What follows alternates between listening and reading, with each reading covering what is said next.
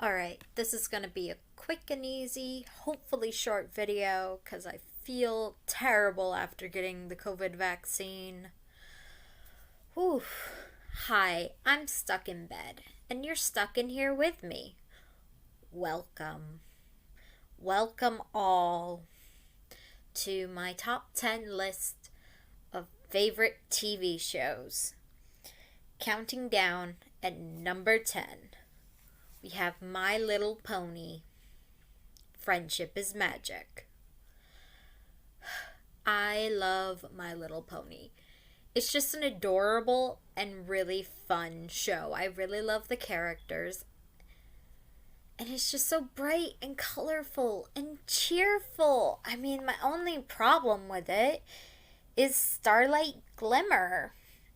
Like, being a terrible person, and then when they try to teach children not to stand up to their bullies and that suicide could be handled with just a quick little talk from a kid, and then just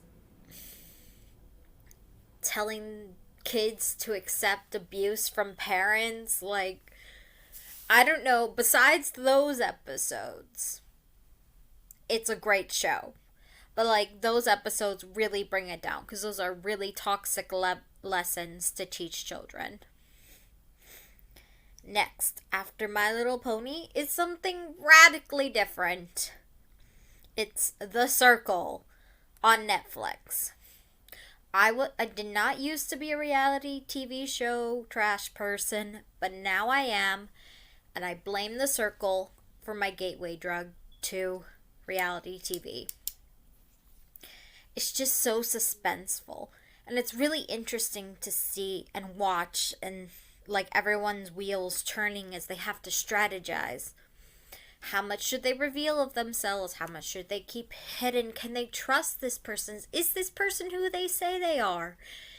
It is a mind fuck, and it is the best mind fuck I've ever seen. And then, after The Circle, number 8 is another mindfuck, The Imposters.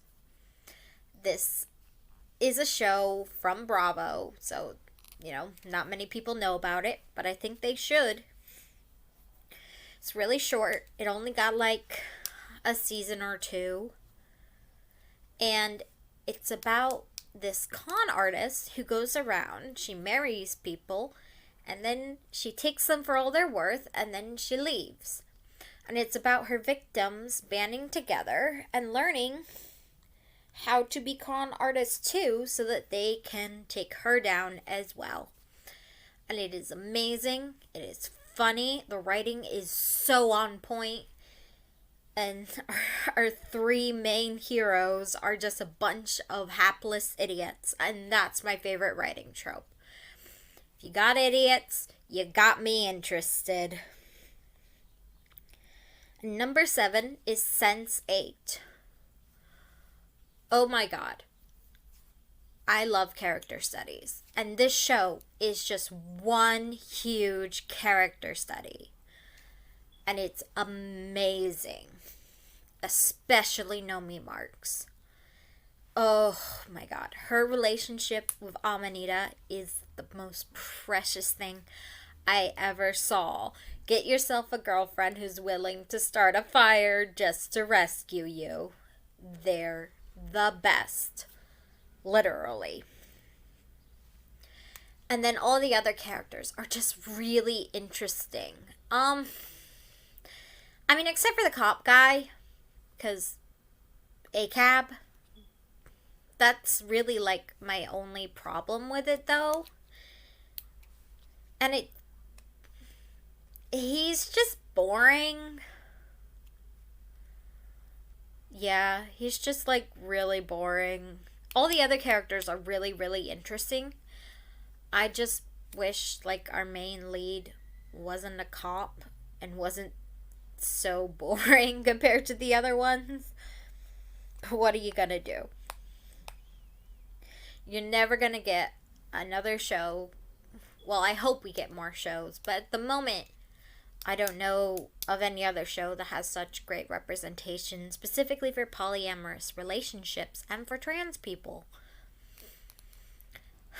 I mean, in the future, there'll probably be more polyamorous ships because that's the best way to solve a love triangle.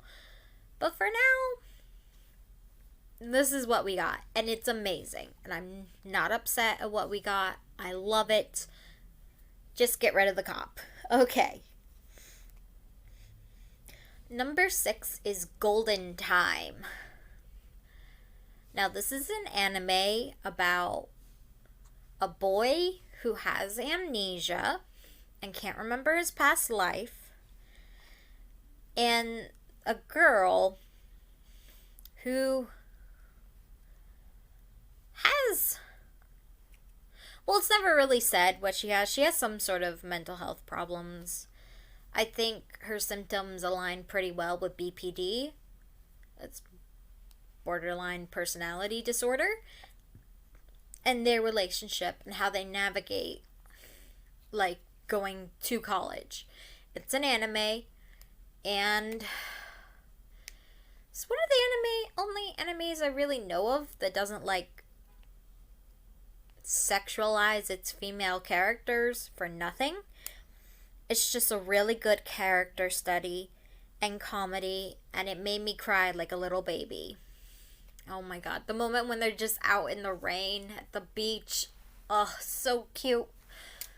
I love this show so much. Kaga X Bonri for life. And then next is K-On!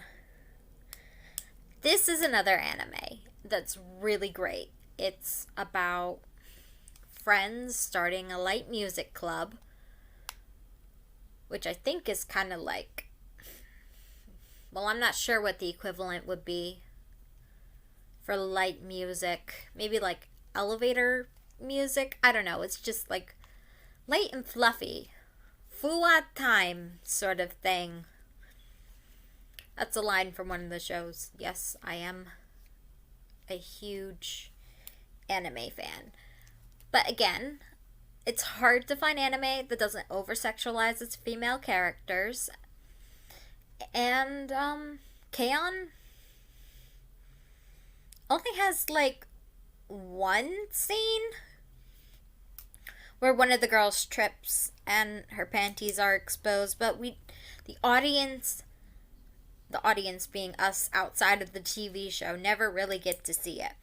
And it's just more done for comedic effect and not like, ooh, look at these young girls who are in high school. Aren't they hot?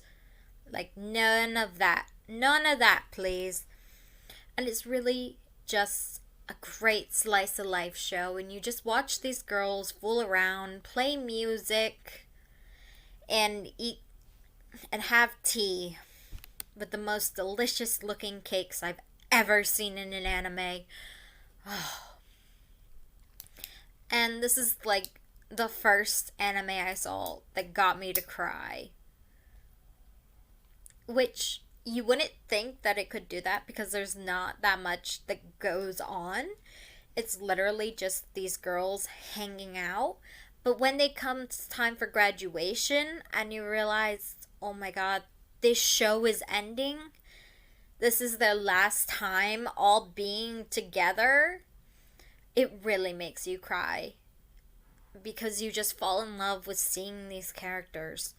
And it's like saying goodbye to friends. Because that's how well you get to know them. And I love it so much. Next on the list is Leverage. I love Leverage. I love the character interactions. There's so many great characters. They're all really interesting. And the way the team works together is always so fun. But I guess what I really love about Leverage is that Parker is written to be on the spectrum. And she has trouble with social interactions. She has things that she doesn't like people, and she's never like infantilized because of it or talked down to. A lot of shows with people on the spectrum, especially women on the spectrum, kind of treat them like babies. But Parker is an adult. She makes her own choices, and it's wonderful to see. And Hardison is just great. Elliot's great. Sophie's great.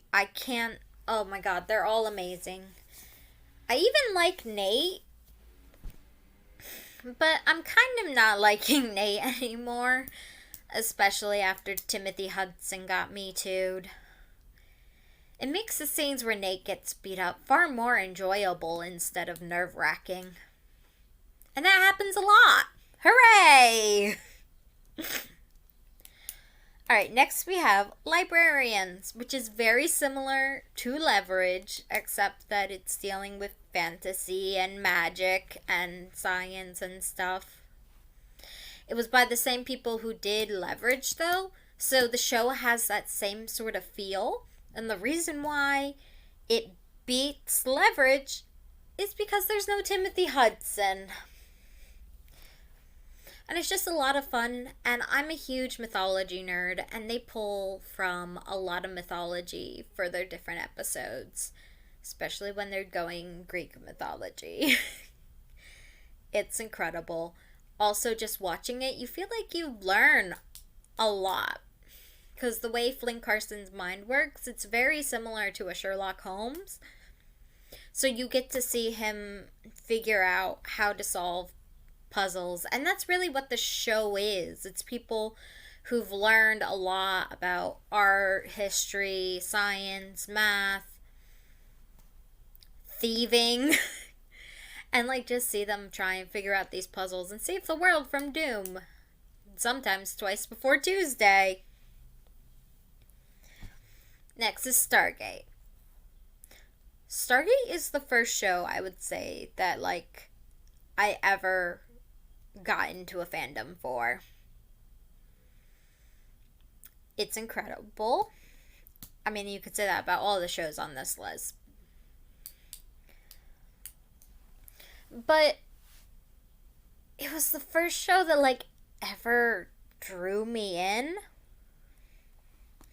and made me want to learn more about the characters and to write more about the characters. The first fanfics I wrote were about Stargate characters. So Stargate definitely has a big place in my heart. And it's like the ultimate comfort food for me. I can just go back to it anytime I'm feeling sad or down. And I can have fun watching Jonas and Daniel and Sam and Jack and Teal'c and Vala and Cam. And also Stargate Atlantis is great too. Like Shepard and McKay and Tayla and Ronan and Ford. Oh, I love it so much. Oh man. And I can quote along to practically any episode. I've just watched it over and over and over again. Every other year, I'm like, I wonder if I should binge Stargate again. And I do. And now that it's on Netflix again, I can binge it all I want. And I love it.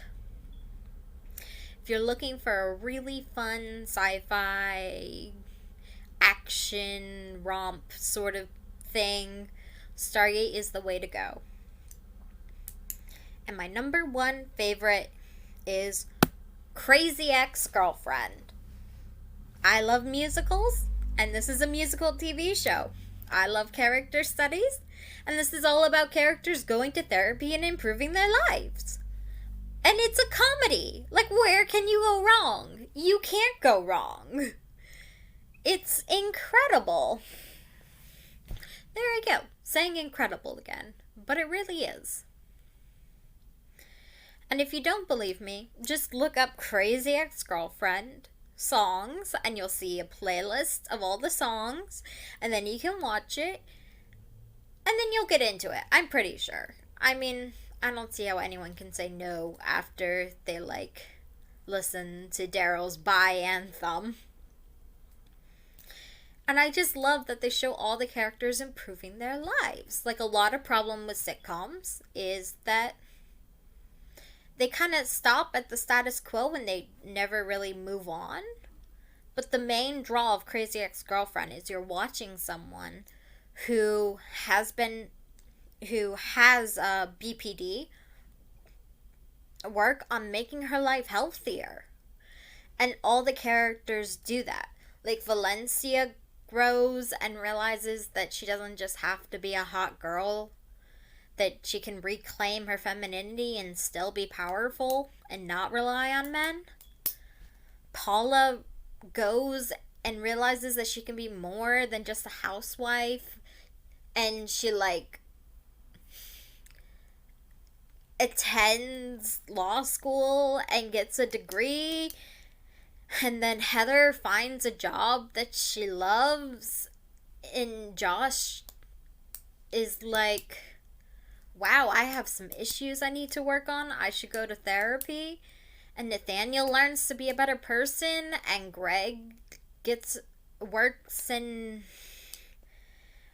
to not be addicted to alcohol and like go to therapy and become a better person. Everyone just wants to be a better person in this show. And they all do it, and it's wonderful, and that's why this is my favorite show, because I just love seeing people grow. So those are my top 10 favorite TV shows. Definitely give them a watch if you're able to, especially Crazy Ex-Girlfriend if you like musicals. Trust me, it's amazing. But that's all I have for today. I'm stuck in bed. You were stuck here with me. But now you may go and live your lives. Goodbye. Hi, Birdie. You're so beautiful. Birds, look over here. I want to use you as an end screen. Okay. That's fine. You won't cooperate.